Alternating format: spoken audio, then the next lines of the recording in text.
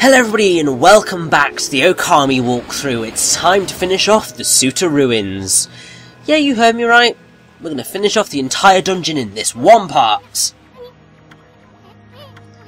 Although, that said, next part we are going to have to come back in to do a little bit of cleanup. But that will all make sense when we get to it. First off, we get the Suta Ruins map, which is sort of helpful. I mean, I don't tend to use the maps all that often. Well, mostly because I sort of have the guide that's telling me where to go. Because I'm ever so slightly a lazy gamer. Just a teeny tiny major bit. People will probably be, well, absolutely hate me for saying, like, when I play games for the first time, I'm perfectly happy to use guides. Mostly because I like to know where I'm going, I like to get, most of the time, everything first time round. It's just the way I play games. I don't do getting stuck. That just makes me frustrated, and then I chuck the thing away and I'm just like, nope, never again. I mean, that's pretty much what happened to me with Harry Potter and the Chamber of Secrets on the GameCube. I got stuck a bit. It was a... oh, God, I think it was library stealth section. And I couldn't do it. I think that was probably not helped by the fact that it was more of a skill-based thing than any sort of mental stuff, because I actually did quite well at Professor Layton. But with Layton I took a tactic of try and figure out the answer myself, compare my answer with the correct answer, and then put in the correct answer, / figure out how to get to the correct answer. Because I wanted all those picker-rats.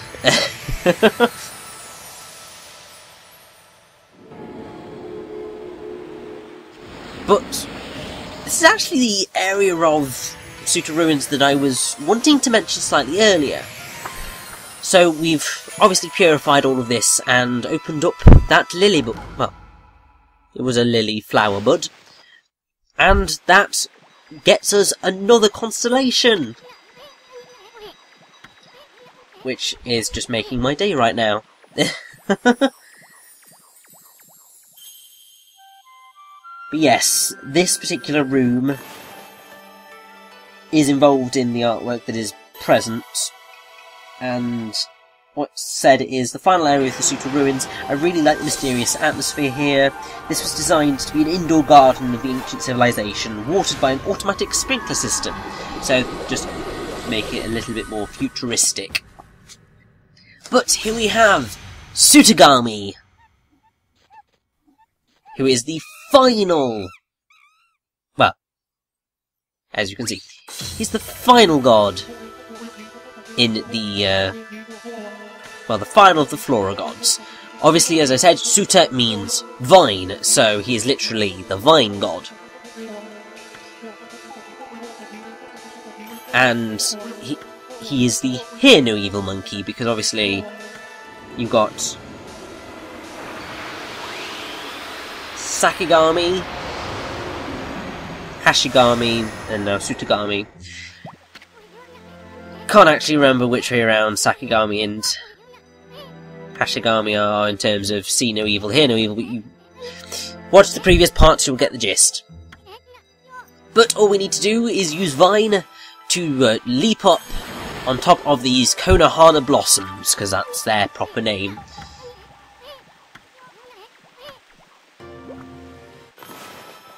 So actually they're more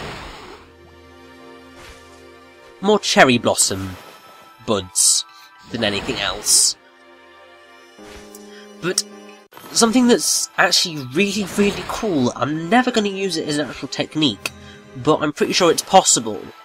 But you may have noticed when you create the lily pads, there are these little Konohana blossoms on the end of them.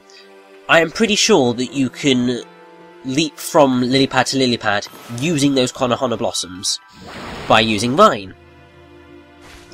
So it's possible to kind of never touch the water at this point in the game.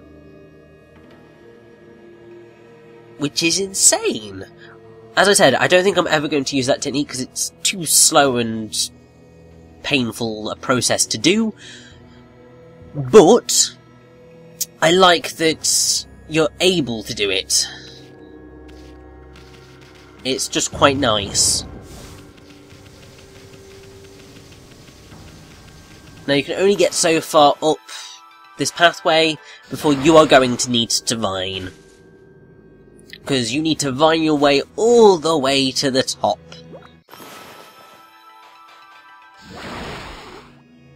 But we are basically done here. All that's left for us now is the boss.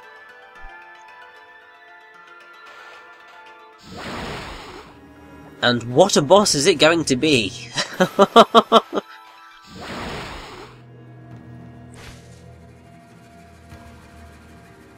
But there we go, we get to the top of the Dogu statue.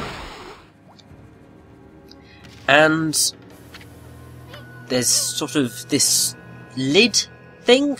What you need to do to get in is to lift it up using the vine. Yes, as Issun's not very subtly implying, if you tie these all to the Konohana blossoms that are floating about, then you'll lift the damn thing up. And now I think I'm going to be a slight bit of an idiot and not realise that there is a Konohana blossom that's just over that side. There we go, finally noticed it. Because technically they are meant to be sort of not quite so crossed. But still. Drop down, and we are just outside the boss. If you slash all of these, you can get lots of yen and food to fill your astral pouch and all sorts of goodies. So it's definitely worth your while to just obliterate everything in here. It's probably not a good idea spiritually, but why the hell not?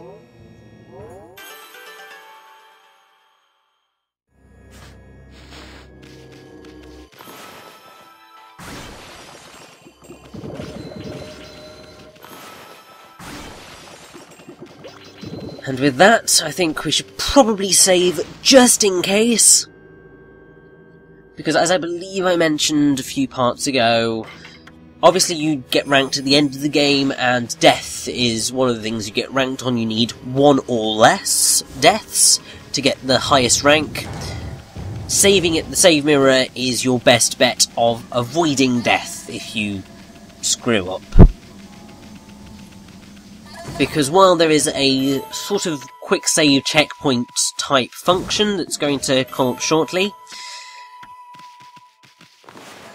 dying and going back to there is a death. So you want to avoid that. This thing is just mentioning about Godhood. It's that thing that's at the bottom corner.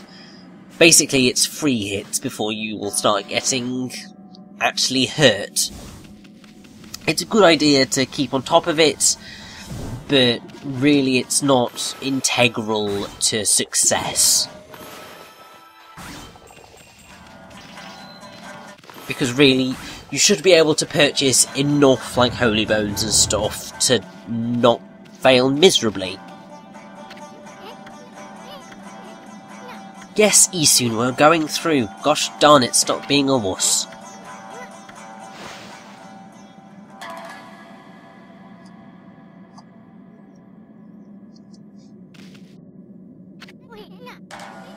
So, this is a golden gate. Basically, this is the checkpoint type thing I was talking about. It's a free continue.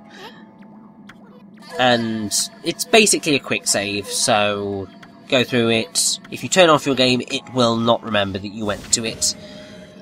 If you die, you will come back to it, but that is basically all it does.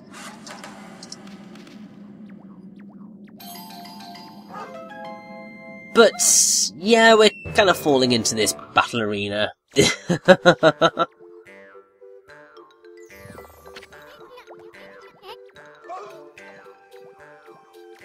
Oh dear, Army.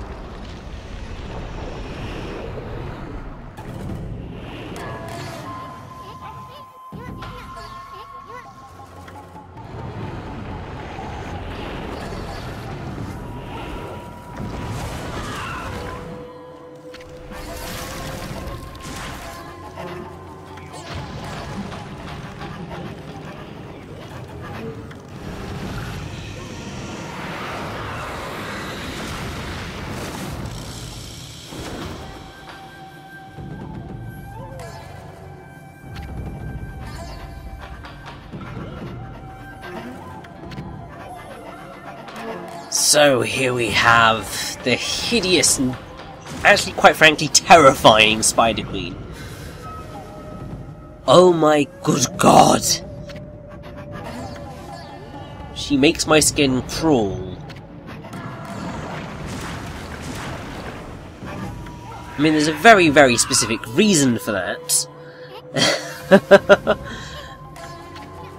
Because her design's actually based on that of Sadako Yamamura from The Ring, so that horror film. And you can see it.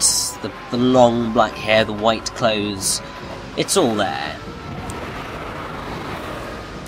But not only that, the Spider Queen, whose Japanese name is Jorogumo, which is literally prostitute spider / noblewoman spider. More so the noblewoman spider because it's the Spider Queen. But still. Basically, that name, it's a very simple one, because the Jorogumo is a type of yokai, which is basically a spider that can change its appearance into that of a seductive woman. And the kanji has two ways of spelling it, so you've got Binding Bride and Horse Spider, so that's where those whole things come into play.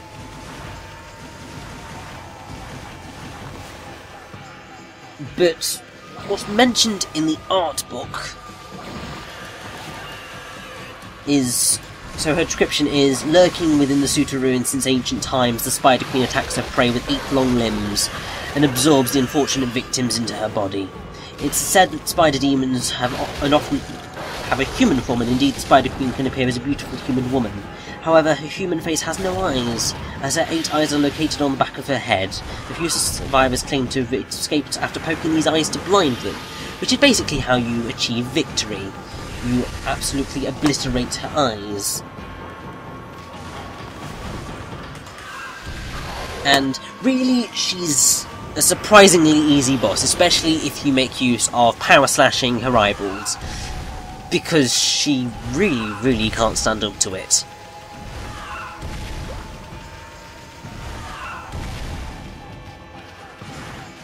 If you kind of weren't knowing what to do, you can see the hooks on the back of her bud. Basically that is your cue, as you should have learned from the fact that That was how we got into the first room. It's how you kind of get to her gooey innards. It is easily possible for her to shake these things off, but you've just got to make sure that you are on it, pretty much.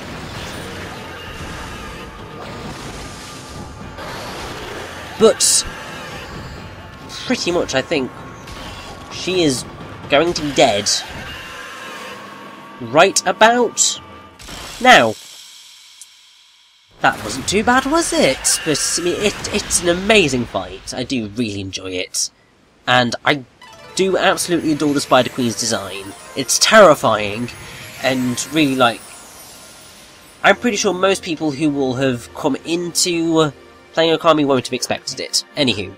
And thus Amaterasu was able to traverse the vine-covered ruins, and defeat the devious Spider Queen lurking within.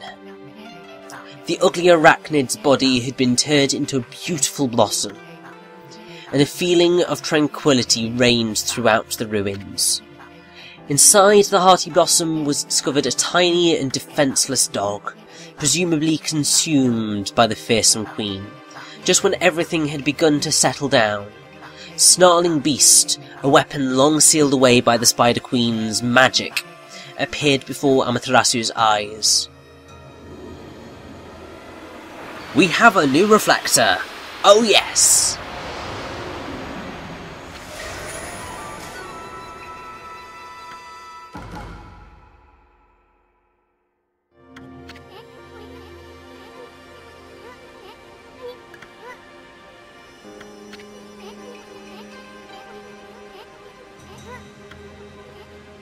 So yes, the implication is we're going to get more weapons, and indeed we will.